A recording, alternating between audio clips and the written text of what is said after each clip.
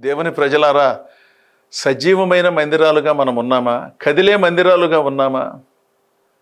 ఏ పద్ధతిని మనం అనుసరించి ఈ దేవుని సేవిస్తున్నాము? ఎన్ని సంవత్సరాలుగా ప్రభులో ఉన్నాం? చాలామంది చాలా సంవత్సరాలుగా ఉన్నామండి, ఇన్ని సంవత్సరాలుగా ఉన్నామండి, వాళ్ళు తెలుసండి, వీళ్ళు తెలుసండి. సంతోషం. మనకు తెలిసినందున మనకే ప్రయోజనం, ఇతరులకు ప్రయోజనం ఏమున్నది? ఆ ప్రయోజనాలను ప్రజలకు పంచి, ప్రజల జీవితాలను ఆధ్యాత్మికంగా చైతన్యపరిచి, దేవునిలో మనము ఏ విధంగా ముందుకు సాగుతున్నాం?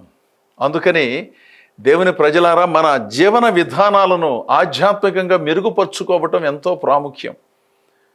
మధ్యతరగతి జీవన ప్రమాణాలు కొద్దిగా పెరుగుతున్నాయి. అధమ స్థాయిలో ఉన్నటువంటి వారి జీవన ప్రమాణాలు పెరగటం లేదు. ఇలా మనం చెప్పుకుంటూ వెళుతున్నాం కదా మన సమాజాన్ని చూచి. మరి ఆధ్యాత్మికంగా మన ప్రమాణాలు ఏ విధంగా పెరుగుతున్నాయి? వీటిని కూడా మనం పరిశీలించుకోవలసిన అవసరం ఎంతో ఉన్నది.